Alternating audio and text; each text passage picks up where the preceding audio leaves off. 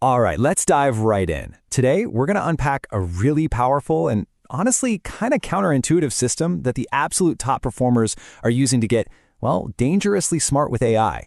It's a 4-step framework that basically flips everything you thought you knew on its head. So let's get into it. You know, this is a pretty provocative statement to start with, but it really gets to the heart of a massive risk we're all facing. The way most people are using AI by default, well, they might be training their own replacement without even realizing it. But what if there's another way? A path to use AI not to replace our intelligence, but to seriously amplify it. And this slide right here just perfectly lays out the difference. See, while pretty much everyone else is using AI as a simple answer machine, the top 1% are using it completely backwards. They don't just ask for outputs, they're using it as a tool to fundamentally rewire and train their own minds. And that's the secret we're going to unpack today. So to really get their method, we first have to talk about the huge trap that almost everyone falls into. And it's not just with AI, it's with productivity in general. This is what the source material calls the great AI mistake. It all boils down to this weird little glitch in our brains called completion bias. Our brains are just wired to crave that little dopamine hit we get from finishing a task, literally any task. There was a Harvard Business Review study that found CEOs waste, get this, a staggering 72% of their time in unproductive meetings, and it's likely because of this bias. We treat clearing a pointless email with the same mental reward as finishing a multi-million-dollar strategy, all because both give us that satisfying little check. And that creates a really dangerous kind of priority blindness. So a great way to fight this is to think of all your tasks as falling on two different curves. Curve 1 tasks, they have capped payoffs. Think about things like internal emails or formatting slides. After a certain point, putting in more effort gives you absolutely zero extra value. This is what you should think of as your zone of intelligent laziness. But Curve 2 tasks? Oh, they have uncapped payoffs. This is your product design, your big picture strategy. Being just 1% better here can solve 99% of your other problems. That is your zone of obsession. And that leads us perfectly into the first step of the framework, leveraging AI for what's called intelligent laziness. This is all about strategically offloading those Curve 1 tasks so you can pour every ounce of your energy into that zone of obsession. A really simple way to do this is with something called the DRAG framework. That's D-R-A-G. And it stands for the 4 categories of work you should be looking to delegate to your AI assistant, like right now. So D is for drafting, using AI to just get over that terrifying blank page. R is for research, letting AI act like a tireless consultant, pulling together hundreds of sources in just minutes. A is for analysis, having AI spot patterns in data that you or I might totally miss. And G is for grunt work, all the boring, manual stuff we hate. Now, the crucial part is to apply DRAG to Zone 1, your capped payoff tasks, and save your human genius for Zone 2. Okay, so you're delegating all your Zone 1 tasks. Awesome. But how do you actually interact with AI to get those top-tier results? Well, that brings us to step 2, climbing what the source calls the intelligent hill. This is all about mastering the how of your AI interaction. I love this slide because it gets at a core mindset shift you have to make. See, we're all used to tools like a calculator. They're predictable. 2 plus 2 is always 4. But AI, it's a probability engine. It's more like a drunk genius. Absolutely brilliant one second, and then completely making stuff up the next. And it will never admit when it doesn't know something. You have to be the one in the driver's seat. And to manage this genius, you have to climb the intelligent hill.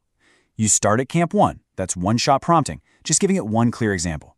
Then you move up to Camp 2, few-shot prompting, where you use a few examples to really ground the AI.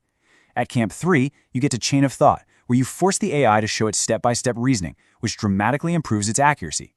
And finally, at the peak, you reach Camp 4, agents, where you start orchestrating multiple AIs with different jobs, like a researcher, an analyst, and a writer to tackle really complex, multi-step projects. Now, look, if you stopped right there, you'd be incredibly efficient. But the top 1%, they go one step further, into the most counterintuitive part of this whole system. They deliberately slow down. They add friction. Welcome to step 3, the intelligent gym.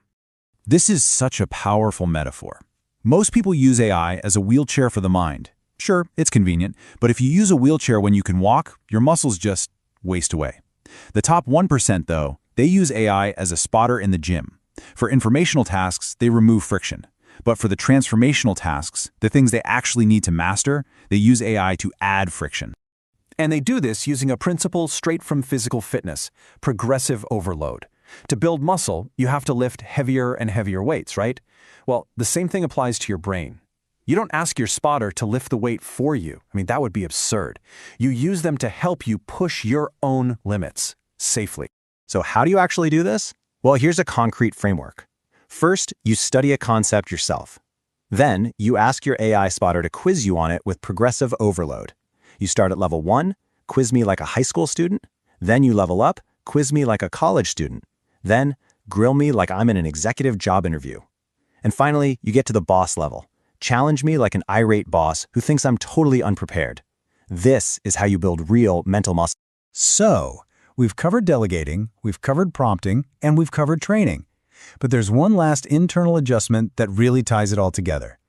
This is the big psychological shift of step 4, the intelligent fool. And this isn't just some feel-good idea. It has staggering, real-world impact. Just look at Microsoft. When Satya Nadella took over as CEO, he kicked off this crucial cultural change. Under his leadership, the company's market cap grew tenfold, from $300 billion to over $3 trillion. So, what was the shift? Nadella shifted the entire company from a culture of know-it-alls to a culture of learn-it-alls. He gave some of the smartest people in the world permission to say the 3 most powerful words, "I don't know." Because the biggest obstacle to intelligence isn't ignorance, it's our own ego, it's pretending to know. And there's hard science to back this up. Neuroplasticity teaches us that our brain only really rewires itself at the very edge of our ability. When we're frustrated, when we're making mistakes, when we're feeling that discomfort. So the crucial takeaway is this. If you aren't feeling a little bit stupid, you aren't actually learning. AI gives us the ultimate safe space to be a beginner again, to ask all the dumb questions without any fear of judgment. Okay, so let's bring all of this together and think about what this new approach really says about the true purpose of intelligence itself. This sums it up just perfectly. Using AI this way isn't just about knowing more stuff. It's about developing the courage to be a genuine lifelong student, to drop the mask of mastery and just embrace the process of learning. It's the end of pretending. Maybe in the end, the real journey of becoming intelligence isn't about escaping ourselves, but about returning to ourselves. It's about using these incredible tools not just to build up our knowledge, but to build self-awareness and self-acceptance. And that is our truest intelligence. And so I'll leave you with this question to think about. As you start using these new tools, which path are you taking? Are you using them as a wheelchair, or are you using them as a spotter? Are you offloading your thinking, or are you building real, durable intelligence?